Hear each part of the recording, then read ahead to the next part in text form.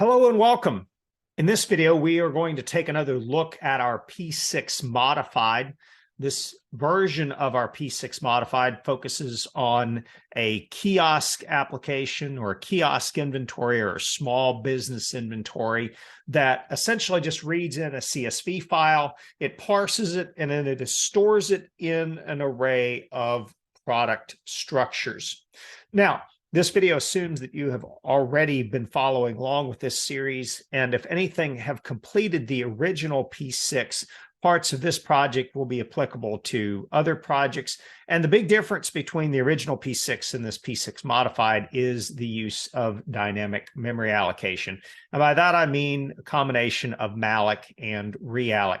Now, in this video, we're going to be focusing in on a specific function. We're going to be looking at our search structs by double range. Before we get started, let's take a quick reminder of what this function is supposed to do. We're going to compare it back to the original P6, and then we're going to look at the differences between the two versions, and we'll also talk about a limitation in the way that we're going about doing it, or even arguably an inefficiency. So to begin with, let's go back to what the purpose of this particular function is. Again, it is probably a little awkward in its naming approach, but the idea is that it's going to search all of the structures that you have imported from your CSV file. And again, remember, this is going to be an array of structures. It's going to look at a specific field name. So in other words, we're going to need to validate whether or not the field name you've passed actually exists in the structure. And then, assuming that it is a double, then we are going to check to see if the minimum and maximum value criterion for that particular field are met. If they are met, then we are simply going to store in our indices array the location of that specific structure that matches the criterion that you passed. And so let's take a quick look back at our old P6 practice, and we'll see if there's anything that we can actually borrow. So we'll go take a look at that function. You'll see that effectively what I'm doing is I'm simply just going through and I'm validating all of our input fields, which again is going to be pretty similar. The big difference between this is that for the dynamic memory allocation, it's probably okay if our indices are null. In other words, basically, we can, in fact, pass it a null pointer to memory.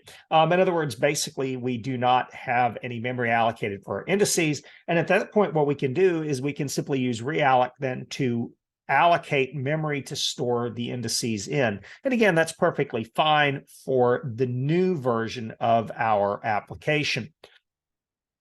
At that point, then, the process is relatively similar. In other words, we can actually borrow a significant amount of code. We're going to check to see if the field name matches either the price or the quantity. And again, we will have a little bit of redundant code in here that we could improve upon in a later version of this function.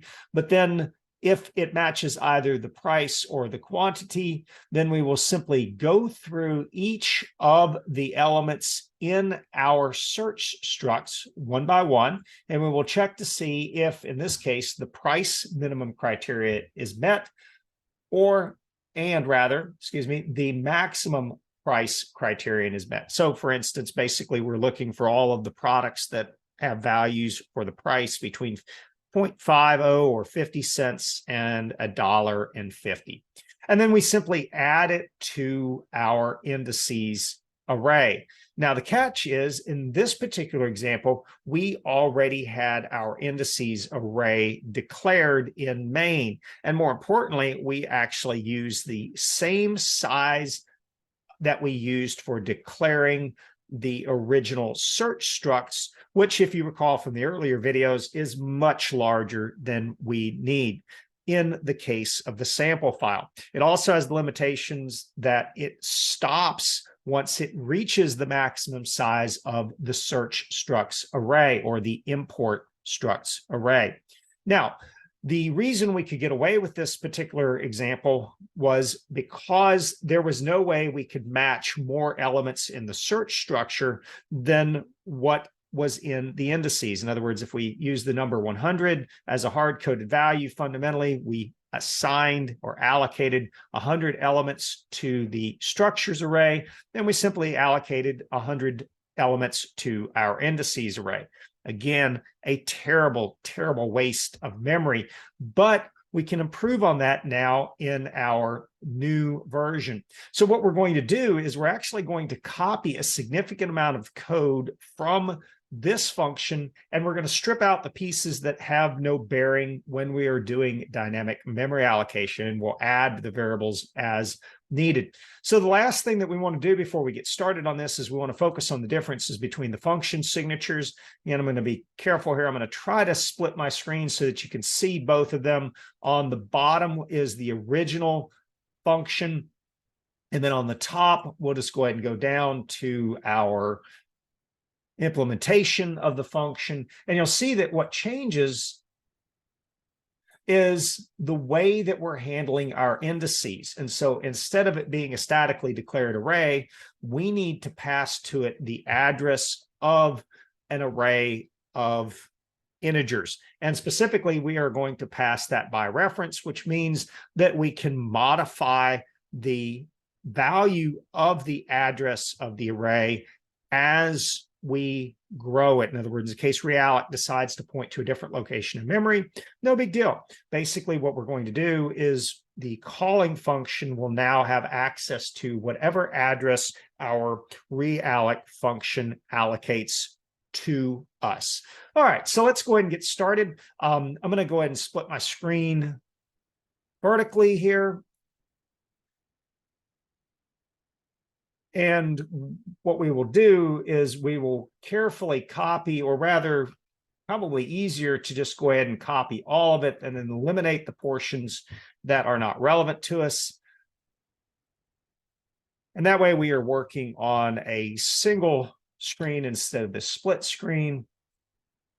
And now let's focus solely on our P6 modified. So again, we're going to strip out the pieces that are not relevant to this particular example. Particularly, you'll note here that we no longer need to make this check on our indices.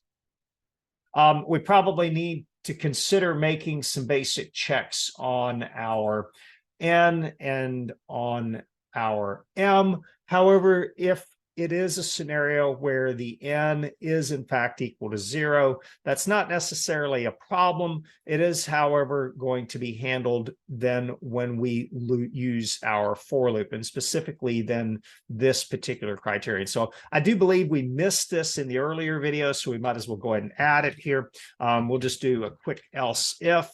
And again, this is not completely detrimental because essentially the for loop is not going to run, but we probably want to provide some feedback back to the user in the scenario which our N is in fact less than 0. And we'll simply have a message here that says, error, please provide a non-negative N. And again, this is not completely detrimental to the earlier function either. It just simply means that we will not be running our for loop. And again, then nothing will be found. So in this case, then we want to have our exit failure. Again, we will need to figure out now how we can control or keep track of the number of matches. In other words, the number of indices in our search structs that we ultimately want the calling function to be aware of. In other words, the matches. Now, what we're going to do differently in this particular example is that, unlike earlier where we could just simply blindly assume that we had room in our indices array, in other words, in this case, what we want to do is we simply want to comment out this portion. We need to first allocate enough room. Now, before we go any further, I want to point out a couple of things. Number one, we're going to do this in a very egregious and a very wasteful way. In other words, we're just going to grow our array one integer element at a time. And that's probably not a great process. And the reason for it being is if you end up with a lot of matches, you'll end up with a lot of reuse of your realloc function, or a lot of calls to our realloc function rather. And that can be an expensive process, because effectively what you will have to do potentially is copy the entire array from one location in memory to another if for some reason there is not enough room in that initial location. And again, that is an expensive process. We'll come back in a later video and we'll actually modify that. But for right now, what we're going to do is we're going to grow our integer array one element at a time. In other words, basically every time we find a match in our search structs, we simply add another element in our indices array to reflect the location in memory that we wish to store, or rather the index that we wish to store in from our search structs. Now, in order to allow us to do that, basically we are going to keep track of the M incrementally. In other words, basically we're going to grow based on the size of our M. And then the other thing that we want to do, that again is arguably not a great thing to do, and we will come back and revisit this in a later video, is we are going to simply take the indices array pointer, in other words, basically the address in memory where it may potentially already be pointing to, and we're just going to ignore it. Now, arguably, what we would want to do is we would attempt to free up that memory, and I'll cover that in another video as well. But what we're going to do here is we're just going to assume that the calling function forgot to null our indices. In other words, what we're going to do is we're going to say that our indices is equal to a cast to int pointer of the value null. And again, that is not a great way of going about doing this. And I'm just going to put a little note here that we need to reconsider it. And again, we'll come back to this particular topic. This is more of an optimization and better coding practices rather than completely detrimental. Again, because we've got a little bit of control over this function, we can make sure that nothing detrimental will happen. Now, inside of the for loop, then what we will do is we will simply use realloc to attempt to allocate enough room in our indices array. Now, before we do that, and as a good best practice, we want to create one more variable, and that is going to be, again, of type pointer, but specifically to an integer, and we're simply going to call this new indices. And again, what are we going to do with this? Well, the idea here is we're going to use this new indices variable as the recipient, if you would, of the call from our realloc function. In other words, realloc is going to allocate a new block of memory, or potentially a new block of memory, or at least a larger block of memory, and then it's going to pass a pointer or an address to that block of memory. We simply go ahead and cast it to an int pointer, and again, we make a call to our realloc. We pass the original indices address, which at the first pass, or in other words, the first iteration of this loop, it will be null. And again, realloc will gracefully handle this. If you pass it a null value, it simply behaves like like malloc. And then the only thing that we have left to do then is to leverage the M, and we want to grow the size of the array by 1. And again, as I mentioned, this is a bad idea. And we will use the size of the integer. And again, perhaps I shouldn't be quite so harsh to call this a truly bad idea. It's just potentially inefficient. In other words, if you're only finding 1 or 2 matches out of, let's say, 1,000, 10,000, or even 100,000 rows, then probably 2 calls to realloc is not a bad thing. However, though, if out of 1,000 or 10,000 elements, you're finding matches for 90% of those elements, then in the scenario where you have 1,000 matched elements and you're finding 90% of them to match, you've made 900 calls to realloc, and arguably that will be inefficient. At this point, then what you want to do is you simply want to go ahead and check to see if your new indices is equal to null, because again, realloc can technically fail. And if it fails at allocating memory, then it will simply return null. And you want to then have a print statement to the user. It simply says error, failed to allocate memory. And at this point, you would argue that that's probably an unrecoverable error. In other words, something bigger than simply this function has gone wrong. In other words, perhaps something with your operating system and the amount of memory that it's using, something along those lines. But either way, you would argue then that we have enough of a problem that we simply want to say results are equal to exit failure. Which brings us then to the else branch. And under the else branch, once we have a non-null pointer, we simply then pass that value or assign that value back to the original indices. And again, now we've got a scenario where we need to rethink this, because if it is a different location in memory, we need to make sure that we are doing appropriate cleanup on the old indices address. In other words, basically, we don't want to orphan that block of memory by simply assigning a new value to our indices variable. And again, we will cover that in a later video. Now, at this point, then what we want to do is very carefully track or store the search index. In other words, the index that we found the original match. And this part is going to be very similar to what we did in the static memory allocation. As a matter of fact, you could even go up here and copy this code if you want to, but there is one subtle difference. In this case, we're dealing with the address of the array. And what we want to do is we want to specify that. In this case, it's going to be parentheses, indices, and then square brackets M. And again, this is just a syntax in C. And basically what this indicates is that you're not trying to dereference the value in the array, but rather what you need is the address of the array. And we want to then assign the value of the search index, much like we did in the earlier version.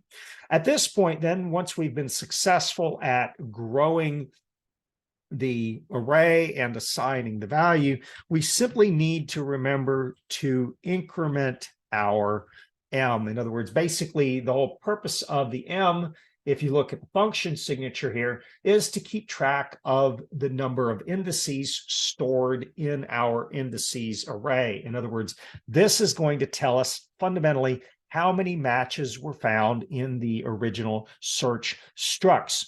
At this point, we're pretty close to being done. Ultimately, we will need to test this in another video, but what we want to do is now very carefully bring over the pieces that we have changed in the price branch. We want to make sure that we do the same changes now in our quantity branch. Which brings us then to one more thing that we want to consider. If we go up to our original for loop, this will continue all the way through until it reaches an n max, or rather our n. Now, we said that if we failed to copy the memory using realloc, that we should ultimately stop the process. And again, at this point, we've got a couple of options here.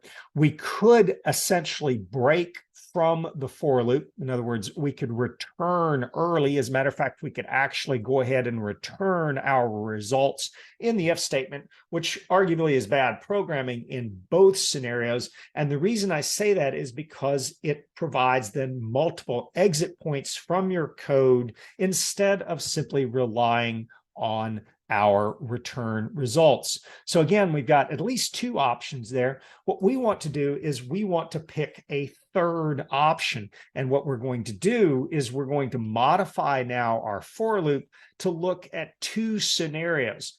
The first being that our search index is less than n and that our results are equal to exit success. And to do this, we simply start off looking at a compound condition. The first part of the condition is that our results are equal to exit success and that our search index is in fact still less than our n. And again, what this does is this essentially replaces then the need for this for loop. I'm going to leave this in code. And then the other thing that we want to do is upon successfully completing either if statement for the price being between the min and the max, or the else, in other words, basically in the keep looking, we simply then increment our search index. And so that's just going to be our search index plus plus. And again, because we are now using a while loop instead of a for loop, we have to remember to initialize our search index equal to 0. And so a few changes then allow for our code to exit early, but also exit early in a more graceful and consistent fashion, meaning that we are still using our return results down here at the bottom, but we are exiting the while loop once we have changed either our results from success to failure, or we have simply run out of things to search. At this point, we want to make the same change real quick in the other branch. And so in this case, for the quantity, what we'll do is we'll simply remove that original for loop. And then outside of the outer if statement inside of the while loop, we again simply increment our search index. Now, again, I've used our original P6 as the template. I wanted to highlight the similarities between the two functions. I do also want to point out that, again, this is probably not the best approach. And the reason being is that we are reallocating the memory iteration by iteration. And again, for small search results, that's probably not too problematic. What you would do is you would essentially grow the search indices, or rather the indices, you would simply grow those in blocks of 10, and then you would just simply have to keep track of how much room is in your indices array. And then if you end up with an 11th element, you would just simply grow it again. And again, I have other videos that focus on that particular portion of it. Before we forget, let's go ahead and build it to make sure that we don't have any errors. And we do. That's good. Let's see if we can find them and fix them real quick. So in this case, I have that's a good one. I have 3 equal signs if 2 is not enough. We'll go ahead and build it, and then let's see here. I think we probably have the same one down here. There we go. I guess you could say that that would correspond to really equals. And then there we go. And so we have working code. We'll test this again in another video when we put this application all together. But essentially, the behavior from the users or the caller standpoint will be identical to our earlier P6. So as always, if you have any questions, comments, or concerns, don't hesitate to reach out to me. And again, hopefully you found this video useful, and thank you for watching.